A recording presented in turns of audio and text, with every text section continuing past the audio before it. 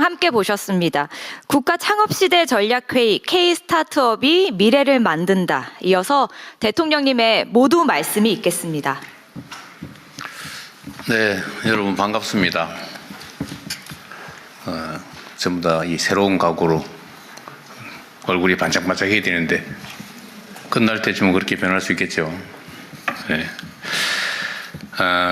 요즘은 정말 양 측면이 양극단이 공존하는 시대 같습니다.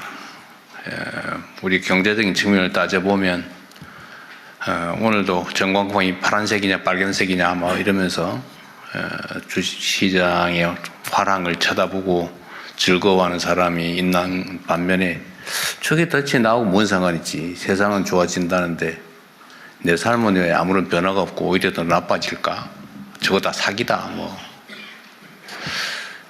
이렇게 보는 양 측면이 실제로 공존합니다.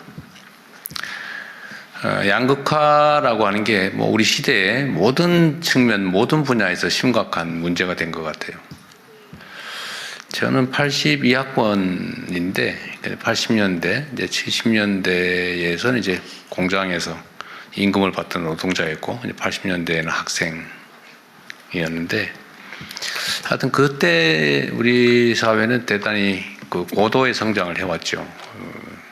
그리고 그때는 평균적인 게 충분한 시대였어요. 그러니까 평범하게 적정한 기능을 익히고 적정하게 학습하고 적당한 보통의 직장을 얻으면 뭐 별 문제 없이 평범하게 정년 보장되고 걱정 없이 그냥 평범하게 인생을 살 수 있었죠.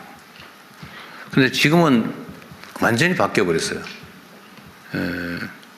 평범함은 사실은 이제 존중받지 못하는, 인정받지 못하는 시대가 된 것 같습니다. 오히려 요즘은 특별함, 특출함, 특이함, 뭐 개성, 창의성, 이런 요소가 아니면 그 평범함 가지고는 평범한 삶으로 살 수 없는 상황이 돼가는 것 같습니다. 그래서 이 K라고 하는 게 이것도 양면이 있잖아요. K, 대한민국의 뛰어남, 세계적인 평가, 이런 것들을 반영하는 좋은 글씨 같기도 한데, 우리가 이제 L자 성장을 넘어서 가지고 이제는 K자 성장을 얘기하게 됐지 않습니까? 모두가 옛날에는 V자 뭐 성장, 또 L자 성장, U자 성장 이런 얘기하다가 요새는 그게 또 갈라졌어요, 그러죠? 올라가는 데 있고 내려가는 데 있고 K자 성장. 좋아지는 데는 더 좋아지는데 다른 대부분의 경우 또 좋아지지 않더라, 더 나빠지더라, 갈라지더라. 이것도 양극화죠, 결국은. 그래서 이 불평등, 양극화가 격화되니까 사회적인 갈등도 심해지고, 또 전체적으로 한꺼번에 성장 발전하지 못하니까 기회가 또 총량이 부족해지고, 그러니까 사회적으로 취약한 세대라고 할 수 있는 이제 청년 세대, 이게 신규 진입 세대죠. 새로운 진입 세대인 청년 세대들은 기회가 부족하다 보니까 도전하면 실패할 가능성이 훨씬 많고, 또 새로운 길을 얻기도 어렵고, 도전할 기회조차도 주어지지 않는, 그래서 사회적 불만도 사실은 커질 수밖에 없는 그런 상황이 돼갑니다. 이 길이 뭐냐? 이게 지금 뭐 경기가 좀 회복되고 좋아진다고 하는데 그건 정말 특정 소수만 그렇다. 그때 해결책이 뭐냐? 일자리는 뭐 어떻게 되는 거냐? 뭐 좋은 일자리라고 되게 우리가 대기업, 뭐 공공기관, 뭐 이런 데 몇 군데 치잖아요. 근데 전체 일자리 중에서 뭐 한 20% 정도밖에 안 된다. 나머지는 별로 취직하고 싶지 않은 일자리다. 그래서 뭐 그런 데는 외국인 노동자들로 채워지거나 아니면 뭐 차라리 이러니 쉬고 말겠다. 뭐 이런 영역들이 엄청 많아진 것 같아요. 그래서 좀 우리 정부에서도 이 문제를 어떻게든지 돌파구를 찾아보자라고 한 게 결국은 이제 창업이죠. 창업 사회로 가야 한다. 우리 대한민국 국민들은 정말 뛰어난 역량을 가지고 있습니다. 예를 들면 감수성도 그러하고, 또 뭐 교육 수준도 그렇고, 또 성실함이나 또 집요함, 손기술, 그러니까 뭐 기능이죠. 또 사회적인 인프라, 모든 여건들이 아주 좋은데 전통적인 방식으로 평범하게 일자리를 고용되는 일자리를 좋은 일자리를 만들어내는 건 한계가 있는 것 같습니다. 최근에 아틀라스라고 그러나요? 인공지능 로봇을 이제 노동 현장에 투입한다고 하니까 막 그 회사는 주가 올라가고 막 각광을 받는데 현장에서는 야, 저 로봇 들어오면 우리 일자리 없어지는데 저 로봇 설치를 막자 뭐 이런 운동을 하잖아요. 그 절박함도 우리가 이해할 수 있죠. 암담하지 않겠어요?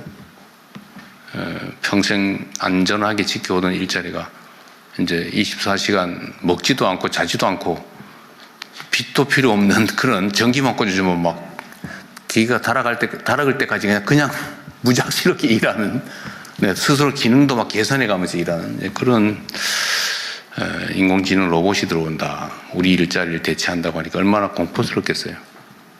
불안하고. 그럼 결국 우리가 이제 여기에 어떻게든지 대응해야 된다. 결국 방법은 창업이죠.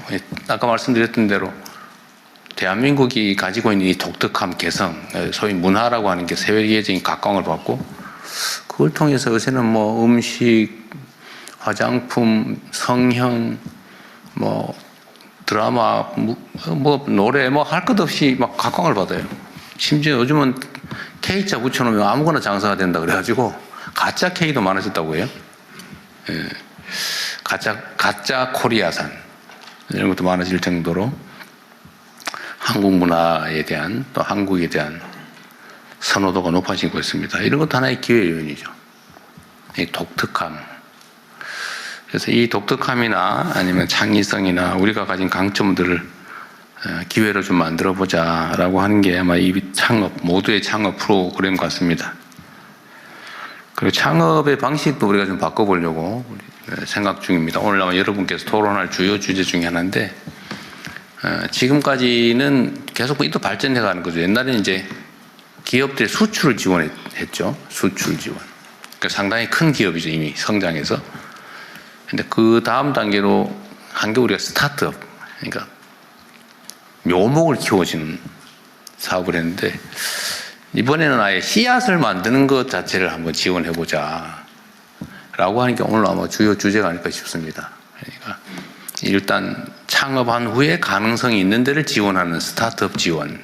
이게 우리가 최대치였는데, 이제는 거기서 이제 한 단계 더 나가서 아이디어 상태에서 좋은 아이디어가 있으면 시작할 때부터 아예 지원을 정부가 해주자, 또 함께 책임져 주자라고 하는 그런 방식을 생각해낸 것 같아요. 그래서 또 전국적으로 대규모로 경진대회 같은 것도 해보고 붐도 일으켜보고 관심도 끌어내고 그런 것들을 이제 하게 될 것 같습니다. 좋은 방안들을 오늘 토의했으면 좋겠고요. 그리고 이제 구체적으로는 이제는 뭐 로컬 창업이든 테크 창업이든 지방과 청년을 주제로 또 주로 창업 얘기를 하게 될 것 같습니다. 구체적인 방법들은 이따가 한번 함께 논의해 보고요. 결론적으로 말씀을 드리면 이제 스타트업 대책이라고 하는 게 과거에 이제 일자리 대책처럼 새로운 이제 일자리를 만드는 것인 동시에 또 새롭게 출발하는 청년들에 대한 청년 정책의 측면도 있는 것 같습니다. 그리고 오늘이 이제 국가 창업 시대, 창업을 국가가 책임지는, 또 고용보다는 이제는 창업으로 국가의 중심을 바꾸는 그 첫날이 되지 않을까, 그 대전환의 첫 출발점이 되지 않을까 그렇게 생각합니다. 여러분도 그 출발을 함께하는 우리의 첫 동지들이 됐으니까 함께 희망을 가지고 열심히 뛰어보면 좋겠습니다. 여기에 오신 것을 환영합니다. 고맙습니다.